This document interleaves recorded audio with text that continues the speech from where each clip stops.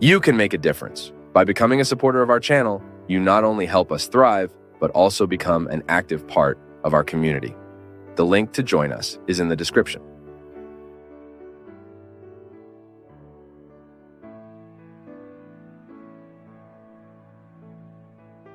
The healing that God realizes in our lives often goes through the reorientation of our ways, the cure for thought. That only when we are healed of thought do we be able to refer solutions to our problems. Or even to recognize that we are in wrong way. Our diseases come to us by our thinking, especially these days when we think so badly, because we are little stimulated to a deeper, broader thought. I have said that, you've heard me so many times, it's a feature of post-compliance, post-modernity. I don't know what a name we can give us right now. We are very reactive, uncomfortable.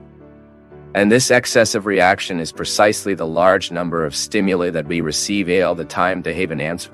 All the time we need to have an opinion. We need to position ourselves. Although we have not reflected enough to take that position, even if we don't even have answers to those questions, we associate our reactions with our living being. And that's so strange, right? We lost fertility because we are too reactive. You experience this in your life, and each of us experiences according to the stimuli we have. The most stimulated will certainly have even more need to position itself, because it is present in so many places in so many ways. I see for WhatsApp, right? If you participate in many groups, all the time you are encouraged to feel angry, to be at peace. It depends on the content of the group. To say, speaking, positioning yourself, and this is generating a deficit within us. Sometimes we are exhausted at the end of the day and we don't know why. It is even a mental tiredness of having realized so many stimuli, answers to many stimuli. I personally, my people, I think it will be getting harder and harder for us to be fertilized men and women, because fertility requires the opposite, right? It requires retreat, silence, serenity, tranquility, everything we do not have today. I often say that we are protagonists of a time that has never been the same in another moment in the history of humanity. We have had many equal phenomena, similar at different times in history. But what today we live in wearing this communication access at our disposal. This access of information, never in the history of humanity people have been exposed to it. So we are protagonists of a time that has not yet been lived to know the consequences of this in us. We are stimulated all the time. We have a huge ease of communicating, of connecting with others. Our children are already being born this way, and the consequences we have not seen yet, because we are starring. No one lived this before us to know what it would cause. We already know what excess salt does in a person's life, because many generations have died before us because of excess salt in food. We have seen many people die because of cigarettes, because other people lived before us. I keep thinking, until science has come to the conclusion, the cancer association with tobacco. How many people, how many whole generations died without knowing what to use that cigarette, smoking that cigarette, stimulate cancer cells, cancer cell production? How many people died for not knowing? How many people died because they did not know that excess salt raised blood pressure, increased the risk of strokes? People died of it and we didn't even know what had happened to them. In other centuries, people died of a phenomenon that is common today, of course. Things have not changed. Salt continues to hurt. But today we are aware. We have advanced to understand what was lived before us with the eye science. We already know that cigarette kills. So if today I turn a cigarette, I already turn aware of the evil that it provokes me. Addiction is a brain mobilization that makes us forget the harms of what we are looking for. So when I am addicted to a given situation, I get blind to what is evil about what I addict. That's why a person, even though she is aware that the cigarette is bad, she lights her cigarette anyway. And it continues to feed a death cycle, because it throws all the time to the body toxic substances, which are bad. It's strange because we choose it. More part, alcohol is the same thing. How many people died before us? Alcohol sequences. So today we are starring in a time that deprives us. A lifestyle that deprives us a lot of stillness, silence, concentration. I challenge you. I challenge how much you have been reading in recent times because of your cell phone. The cell phone steals our time that was once from reading. I'm not just talking about one person.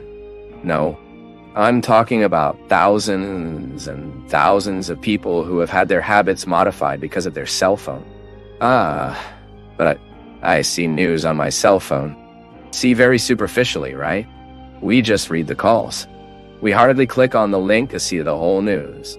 The books are no longer manufactured. Publishers are bankrupt. Bookstores are closing, which is an irreparable loss for building a society.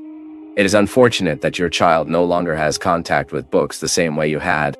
Guys, I remember me. In my childhood, I chose to win books at Christmas. On Children's Day, I wanted to see myself happy. I was going to give me a gift book. I keep thinking how hard it should be to have a child today who wants to earn a gift book because we are encouraged to practices that are different. I'm not saying that we are worse or better. I am just saying that we are different. And that the cultivation of this lifestyle light is already causing damage to us, that we can already identify one of them. Is precisely the inability to reflect on what we are living. I think we were never so cattle. So mechanical in conducting our lives as these days. I heard of cattle. Here marked, heard happy. Zay Ramalho is right. So today, our lifestyle, when I say that God needs to heal us, that God heals us according to the disease of every time. Jesus healed the leper a lot, which was a very typical disease of that time. Today, well, we have much less lepers. We hardly see leprosy anymore. Thank God. Jesus healed diseases that were proper that time. And if today, my people, we can elect a disease that is common to all of us, it is precisely our inability to reflect. It is our excess dispersed. I, as a retreat, and I don't like to retreat to many people whenever I will preach and retreat, and I preach for pleasure, see? From time to time, I have my center of spirituality there. It is not a place that I want to be full. It is not a place that I want curious people to know how it is. I want search people of desire. Deepening. But I'll say something to you today, the biggest challenge. Even in a retreat house. With the desire to live a recollection. And it is not a long time. One day. A day and a half. 2. Because people do not get more than that. The biggest difficulty we have is to make these people turn off their worlds. And there is always an excuse, my people. I need news for my children. I need my husband's news. I need my mother's news. It is amazing how we are justified today to be scattered. Thing that did not happen in other times. If I climb to the mountains, to Campos do Giorno, to make a retreat,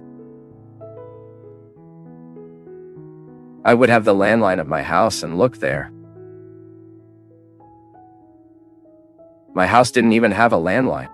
We left a contact number. Look, if something happens and it really is necessary to talk to me, call.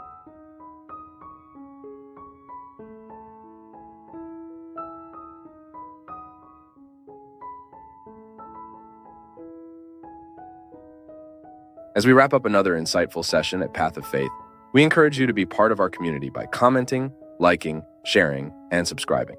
Together, let's spread the light of faith far and wide.